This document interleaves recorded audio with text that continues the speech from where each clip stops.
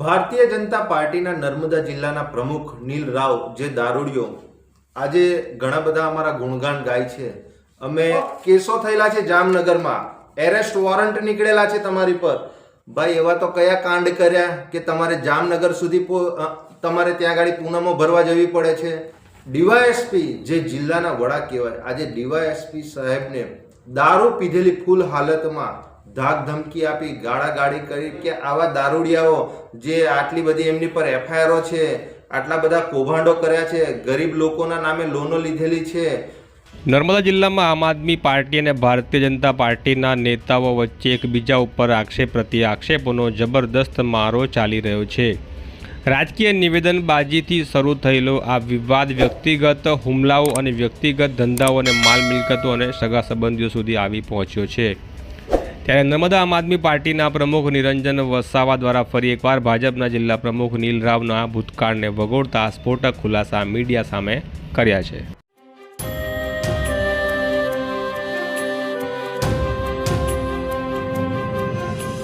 ભારતીય જનતા પાર્ટીના નર્મદા જિલ્લાના પ્રમુખ નીલ રાવ જે દારૂડિયો આજે ઘણા બધા અમારા ગુણગાન ગાય છે। અમે જે મકાન અને ગાડીઓની જે વાત કરે છે એ તો તમામ અમારી જે ગાડીઓ છે એ લોન પર ચાલે છે, પણ જે તમે આદિત્યમાં જે રહો છો એ 70-80 લાખ રૂપિયાનો જે બંગલો છે એ બાબતે પણ થોડી વાતચીત કરીશું। અને જે બરોડામાં તમારા નામનું નથી પણ 1 કરોડ રૂપિયાનો ત્યાં જે બંગલા લીધા છે એ પણ એ કેવી રીતે આવ્યા, અને જે 25-30 લાખ રૂપિયાની તમે જે બે ગાડીઓ લઈને ફરો છો એ ગાડીઓ બાબતે પણ થોડી સ્પષ્ટતા બધાને કરજો। અને આજે થોડી બીજી ઘણી બધી વાતો કરવાની છે।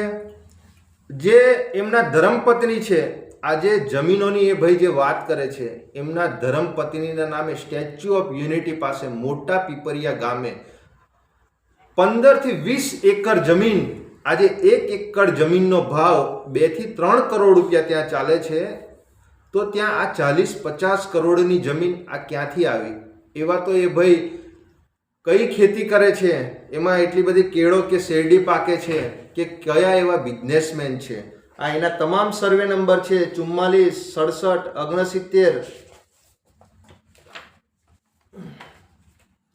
71, 80, 82, 83 જેવા અનેક સર્વે નંબરોમાં ફક્ત એમની ધર્મપત્નીના નામે આ આટલી કરોડો રૂપિયાની જમીન આ નીલ રાવે જે દારૂડિયો છે એ દારૂડિયાએ આ વસાવેલી છે। અને આજે એ ભાઈ મોટી મોટી વાતો કરે છે, અમારી પર એક પણ જાતના કેસ નથી, કશું નથી। આજે એ વ્યક્તિએ ડીવાયએસપી જે જિલ્લાના વડા કહેવાય, આજે ડીવાયએસપી સાહેબને દારૂ પીધેલી ફૂલ હાલતમાં ધાક ધમકી આપી, ગાળાગાળી કરી, પોતાના હોદ્દાના રૂપે એણે જણાવ્યું કે ભાઈ તમે મને ઓળખો છો, હું કોણ છું? એટલે સરકાર ભલે તમારી હોય, તંત્ર તમારું હોય, પણ આજે જિલ્લા કક્ષાના અધિકારી ડીવાયએસપી એ પોતાનું સરકારી કામગીરી કરી રહ્યા હતા। જીજે 22, 55, 52 નંબરની વ્હાઇટ કલરની ગાડીમાં એ ભાઈ ફૂલ દારૂ પીધેલાની હાલતમાં આવે છે અને ગાળાગાળી કરે છે, અપશબ્દો બોલે છે, પોતાના રૂએ ધાક ધમકી આપે છે।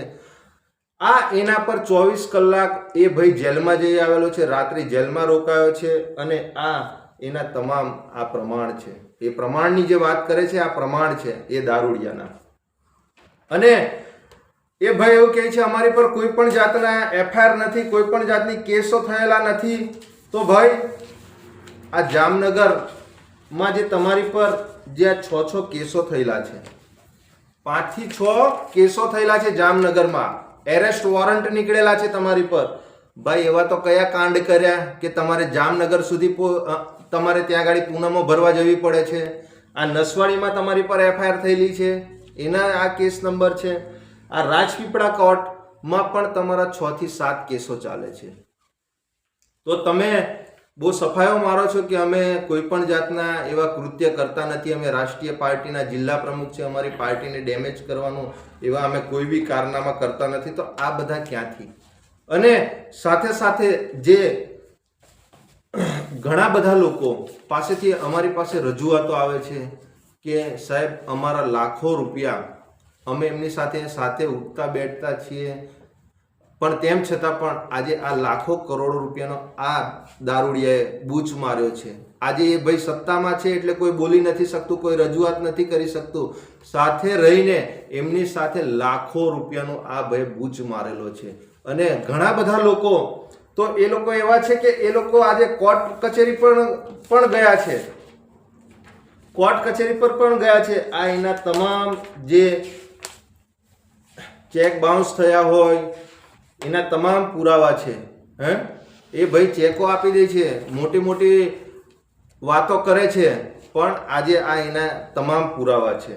અને એ ભાઈ 2013થી લઈને અત્યાર સુધી આદિવાસી સમાજના નામે ઘણા બધા લોકોના નામે એણે લોનો લીધેલી છે.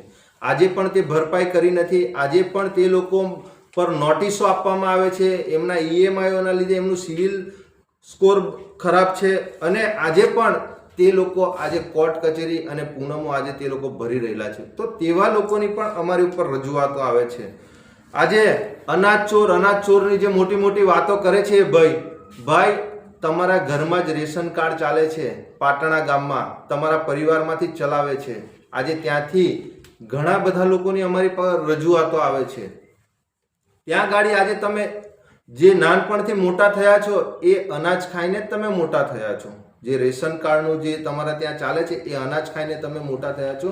એક રેશન કાર્ડમાંથી તમે 500થી કિલો જે અનાજ ચોરી કરો છો, એમાં 500 રેશન કાર્ડમાંથી 200થી 500 રેશન કાર્ડમાંથી તમે 500 કિલો દરેક વખતે તમે અનાજ ચોરી કરો છો. અને અમારી પર આક્ષેપો મૂકો છો કે અનાજ ચોરીનો. અને સમાજની તમે વાત કરો છો ભાઈ, તને તારા સમાજમાં જ તને કોઈ પૂછતું નથી, તારા સમાજમાં જ તારી કોઈ ઇજ્જત નથી. એટલા માટે તો અમારા સમાજની બેન દીકરીઓને તારે લાવીને તારે એની જોડે લગ્ન કરવા પડ્યા, કેમ કે તમારા સમાજમાં તમારી કોઈ ઇજ્જત જ નથી. અને તમે વાત કરો છો કે અમારી પર જે આક્ષેપબાજી કરો છો, આ ભાઈ મનસુખ વસાવાનો પોપટ છે, પોપટ બોલતો પોપટ. જેવી રીતે જે મનસુખભાઈ જેવી રીતે બોલે અને ભારતીય જનતા પાર્ટીનો જે પટ્ટો પહેરીને એ ભાઈ ફરે છે, બરાબર, પટ્ટો કાઢીને ખાલી બહાર આવે, માર્કેટમાં તને કોઈ 10 રૂપિયા આપવા રાજી નથી. આ તો ભારતીય જનતા પાર્ટીનો તું એ ખેસ પહેર્યો છે એટલા માટે લોકો તારી આગળ પાછળ ફરે છે. ખેસ કાઢીને ફર, તારા સમાજના તો શું, તારા આજુબાજુ વાળા પણ તને પૂછવા માટે તૈયાર નથી. અને તું 579 દીકરીઓની વાત કરે છે, એમને તું કુપોષણની વાત કરે છે ભાઈ. કુપોષણની જે કીટો આપે છે એ તો સરકાર આપે છે. તું 579 દીકરીઓને દત્તક આપી હોય અને તું એમની શું સેવા કરે છે, રાત દિવસ સેવા કરતો હોય તો બતાવ તું અમને. કે 579 દીકરીઓનું અમે ભરણ પોષણ કરીએ છીએ. અને 75,000 પુસ્તકોની વાત કરી રહ્યા છે તમે.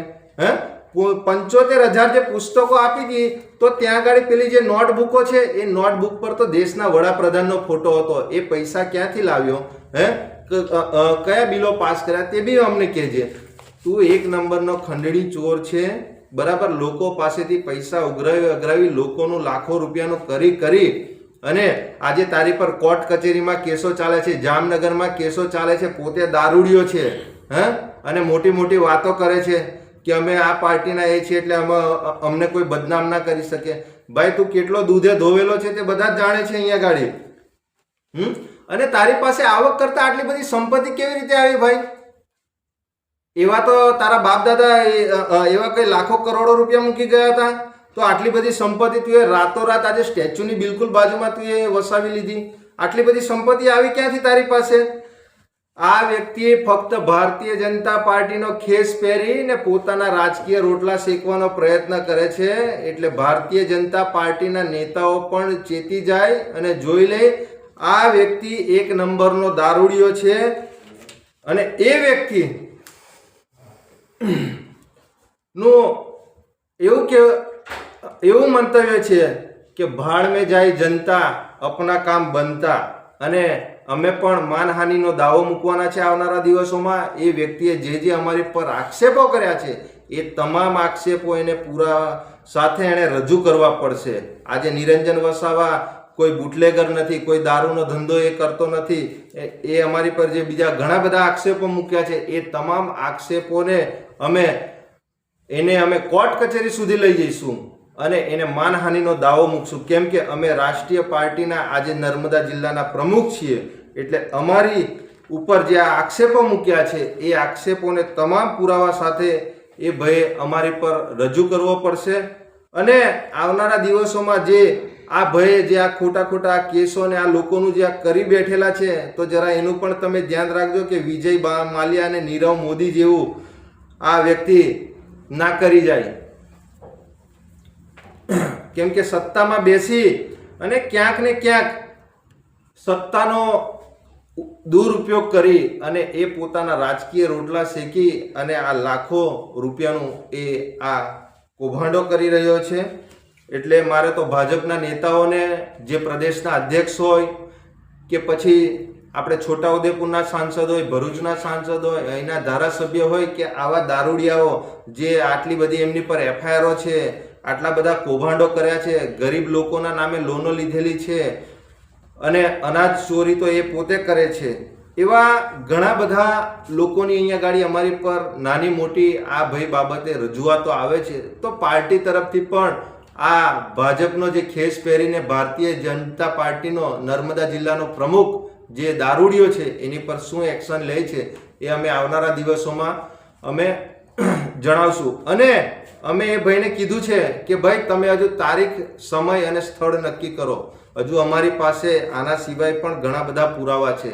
આ અમે તમને ફક્ત સોશિયલ મીડિયાના માધ્યમથી આ અમે તમારી જોડે સ્પષ્ટતા કરીએ છીએ. હજુ તમે અમારી જોડે બેસશો એટલે આના કરતાં પણ ઘણા બધા પુરાવા અમારી સાથે, અમારી પાસે આ તમારા બધા ચિઠ્ઠા લઈને અમે અહીંયા ગાડી બેઠા છે. પણ જે દિવસે તમે અમારી સામે આવશો એટલે તે દિવસે અમે તમને આમને સામને આ બધા જ જે પ્રશ્નો છે અને બધી જ હજુ અમારે ઘણું બધું કહેવાનું છે એ બાબતે આવનારા દિવસોમાં તમારી જોડે સ્પષ્ટતા કરશું. નિરંજનભાઈ વસાવા, નર્મદા જિલ્લા પ્રમુખ.